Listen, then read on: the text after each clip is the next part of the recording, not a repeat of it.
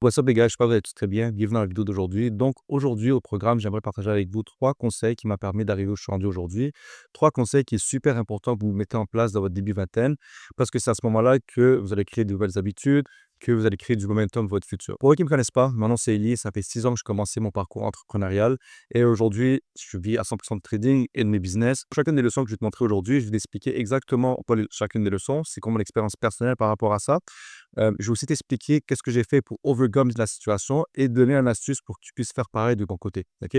Donc, sans plus attendre, guys, si vous aimez ce genre de contenu, mettez un like à cette vidéo. Et de l'autre côté aussi, n'hésitez pas à vous abonner. Ça aide énormément avec tout ce qui est algorithme YouTube, etc. Donc, guys, bon visionnage à tous. Donc, la première leçon que j'aimerais aborder avec vous aujourd'hui serait de couper les mauvaises amitiés que tu as et t'entourer de personnes qui ont le même mindset que toi. Et on va se mentir, guys, je sais que c'est beaucoup plus facile à dire qu'à faire.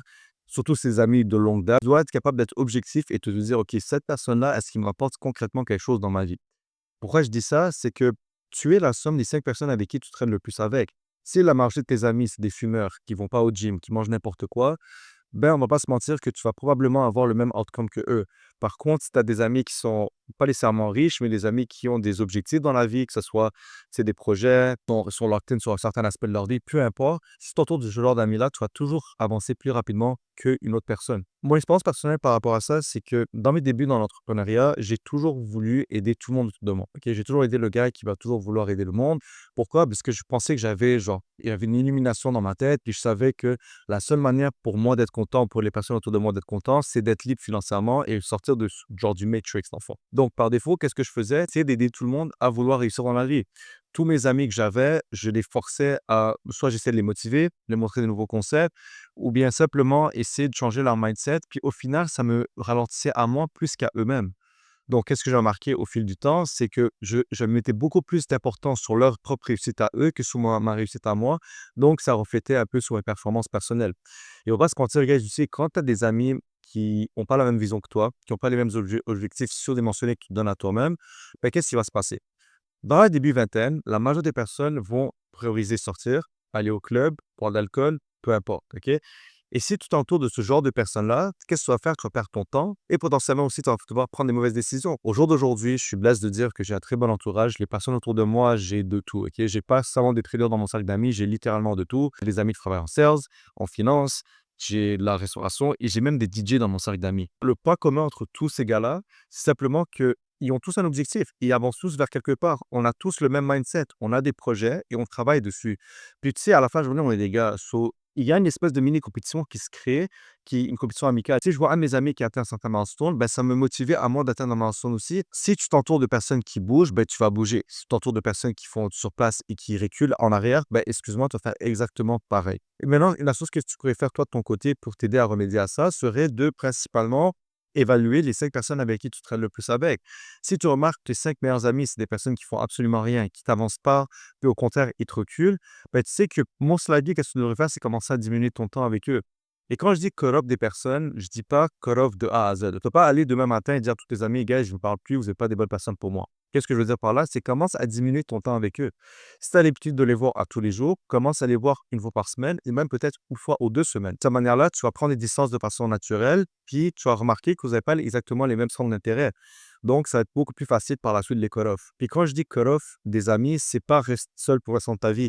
Tu dois trouver des personnes qui ont le même mindset que toi, des personnes qui veulent réussir et essaie de t'affilier plus avec ce genre d'individu-là. Par défaut, tu vas grossir beaucoup plus rapidement. Puis en passant, guys, il y a plus de gens de même que vous le pensez. Puis pour répondre à la question aussi, si c'est mieux d'être seul que mal accompagné, 100%. Tu sais, dans mes débuts en trading, j'ai dû m'isoler pendant 3 à 4 mois. Puis pour les personnes qui me connaissent, je suis quelqu'un d'assez social dans la vie. J'adore être entouré de personnes. Vous n'allez jamais me voir seul, OK? C'est les seuls 3-4 mois de ma vie que j'étais seul, c'est à ce moment-là. Puis, tu sais, j'ai dû sortir de ma zone de confort, puis me dire que je dois m'isoler de mon côté et travailler sur mes objectifs. Puis c'est ça que j'ai fait pendant 3-4 mois et c'est à ce moment-là que j'ai eu la plus grosse évolution dans ma carrière de trader. Je n'étais pas profitable après, obviously, mais j'ai appris le plus en feu de temps. Puis des fois, sortir de sa zone de confort, c'est quelque chose de positif. Dans ce cas-là, pour moi, c'est quelque chose de positif. Dans la première leçon que je voulais vous expliquer aujourd'hui, guys, c'est vraiment entoure-toi des bonnes personnes et cut off les mauvaises personnes, OK? C'est le truc le plus important que tu dois faire. Maintenant, la leçon numéro 2 serait de créer une routine. Pourquoi je dis créer une routine, c'est important? C'est parce que si tu as pas de routine, par défaut, tu es pas discipliné, puis tu sais pas exactement quoi faire, tu vas juste tourner en rond. Et moi, c'est un problème que j'ai eu dans mes débuts, c'est que je tournais en rond. Oui, je faisais des revenus, je te faisais un peu plus d'argent que les personnes autour de moi, mais j'étais trop confortable. Je pensais trop que j'ai réussi and I've made it. Parce que je réalise justement que je suis en train de stagner puis j'avançais pas. Et lorsque j'ai remarqué ça, j'ai dû mettre en place quelque chose qui va me permettre de passer à l'étape supérieure. Donc, j'ai commencé à implémenter une routine parce que, comme j'ai dit, j'étais rendu beaucoup trop confortable. Puis que le fait que je faisais plus d'argent que les personnes autour de moi en travaillant moins, ben, ça m'aidait pas. J'avais un ego surdimensionné et je pensais que, comme j'avais dit, I've made it, tandis que c'est pas la réalité des choses. OK? Donc, lorsque j'ai commencé à implémenter une routine, j'ai décidé de me réveiller à une heure spécifique à tous les jours. Tu sais, tous les matins, maintenant, je me réveille, je fais les suivis d'élèves, je réponds à chacun des questions. Puis, tu sais, j'ai une liste de tâches à faire à tous les jours qui va me permettre d'être plus productif. Est-ce que tu le remarques probablement pas? Mais tu fais beaucoup de trucs dans ta journée qui entraînent d'enlever de la productivité de ta journée. Par exemple, scroller sur Internet, sur Instagram, TikTok, peu importe. Les personnes ne réalisent pas, mais quand tu prends vraiment le temps d'analyser combien de temps tu perds à chaque jour, c'est énorme, OK? Donc, le conseil que j'aurais pour vous aujourd'hui, c'est essaie de trouver une manière pour faire en sorte que ta journée soit le plus productive possible. L'important, c'est pas de mettre plus d'heures, mais mettre des heures de qualité sur un certain truc que tu fais. OK? Donc, qu'est-ce que tu peux faire? Qu'est-ce que moi j'ai fait dans mes débuts? C'est que j'ai commencé à utiliser des outils comme Calendly. Par exemple, toi, si tu veux commencer à créer une routine, tu sais, commence pas du jour au lendemain et donne-toi 10 tâches à faire à tous les jours. Va juste burn-out, ça va pas fonctionner. Commence tâche par tâche. Alors, la première semaine, qu'est-ce que tu préfères? C'est de dire, OK, je veux commencer à me réveiller 1 heure plus tôt à tous les jours. La deuxième semaine, tu te dis: «Je vais commencer à aller au gym». La troisième semaine, je vais commencer à lire des livres, peu importe. Donc pour créer une nouvelle habitude, ça va prendre 21 jours. Alors on va pas se mentir, c'est compliqué de créer de nouvelles habitudes. Si c'est le fait de se lever tous les matins 1 heure plus tôt, ben, mets-toi une alarme. Si tu veux faire une certaine action à chaque jour, ben, mets-toi un reminder de faire cette action-là. Moi, personnellement, comme je l'ai expliqué, j'ai utilisé Calendly, puis toutes mes journées sont, littéralement j'ai des tâches à faire à chaque jour qui sont mis à chaque heure, qu'est-ce que je dois faire, comme ça je suis le plus productif possible. OK? Donc, je t'invite à faire pareil et essaie de faire ça, comme je te dis, de façon graduelle. Essaie pas d'aller tout d'un coup parce que tu vas burn-out, mais commence à faire ça de façon graduellement. OK? Maintenant, le troisième point que je vais vous parler avec vous aujourd'hui, c'est d'utiliser les trois leviers importants en business pour pouvoir faire de l'argent. Les trois leviers de business, c'est quoi? Ton temps, les temps des autres, puis ton argent. Donc, le premier levier qu'on va parler ensemble aujourd'hui, c'est le levier du temps. Le levier temps, c'est quoi concrètement? C'est lorsque tu échanges ton temps contre l'argent. La seule manière pour toi de faire plus d'argent, c'est simplement d'échanger plus de temps pour faire de l'argent. Qu'est-ce que je veux dire par là, encore une fois? C'est que si, admettons, tu as un 9 à 5, OK? Et que tu es payé 25 de l'heure. Donc, si tu dois faire 500 en une journée, tu dois absolument travailler 20 heures sur 24, which is something you wouldn't do. Et c'est le levier qui n'est pas scalable. C'est comme j'ai expliqué, tu as seulement 24 heures en une journée et malheureusement, tu ne peux pas créer plus dans une journée. Maintenant, le levier numéro 2, qui est sûrement le plus important pour lorsque tu as une business, c'est le temps des autres. Qu'est-ce que je veux dire par là? Si on va dire que moi j'ai une compagnie, OK? Puis que je travaille 40 heures semaine cette compagnie-là, ben, je mets un input de seulement 40 heures dans cette business-là. Par contre, si j'arrive à engager 5 personnes que eux aussi mettent 40 heures semaine, le input que je mets dans la business est de littéralement 200 heures. Alors, je travaille 5 fois plus, ben, je suis 5 fois plus productif. Ça, c'est si tout le monde travaille sa tâche à lui de façon productive aussi, on va pas se mentir. Si on fait tout le monde la même tâche, ça sert absolument rien. C'est pour ça qu'il est super important de déléguer les tâches aux autres personnes. C'est un truc que moi, j'ai dû apprendre assez récemment. En fait, quand j'ai commencé mon mentorat de trading, j'étais solo. Puis au fil des années, vu que ça a pris beaucoup d'ampleur dans mon mentorat, ben, j'ai pas eu le choix que d'embaucher quelqu'un. J'ai pas vraiment embauché, c'est rendu mon partenaire. C'est un de mes anciens élèves qu'il y a eu des résultats en trading, que maintenant il est rendu mon partenaire d'affaires dans la business. Donc, il m'aide avec énormément tout ce qui est gestion d'élèves, etc., etc. Parce que malheureusement, encore une fois, j'étais serré par le temps. J'avais trop d'élèves qui rentraient dans le programme pour le temps que je pouvais leur donner. Puis ça commençait à créer genre l'espèce de décalage entre l'apprentissage de chacun. Donc, j'ai pas le choix d'engager quelqu'un d'autre. Il faut comprendre que par défaut, je suis quelqu'un de très minutieux, OK? Ce que je fais, j'aime ça quand il est bien fait. Donc, j'ai dû train cette personne-là pour make sure qu'il fait ce que je lui demande de faire de façon correcte. Ah non. Le troisième levier, c'est le levier de l'argent. Il faut comprendre quelque chose, c'est que les riches ont compris quelque chose. Asset le plus valuable pour eux, c'est quoi? C'est leur temps, OK? Donc, qu'est-ce qu'ils vont faire? Ils vont utiliser leur argent pour limiter la perte de temps qu'ils peuvent avoir, que ça soit en investissant dans des assets, par exemple, comme moi dans le trading, ou bien simplement pour avoir des formations ou apprendre des connaissances. Parce qu'ils savent que quand ils investissent leur argent quelque part, ben, l'objectif, c'est de faire plus d'argent à la fin. Par exemple, en trading, comme j'expliquais tantôt, c'est un jeu de pourcentage.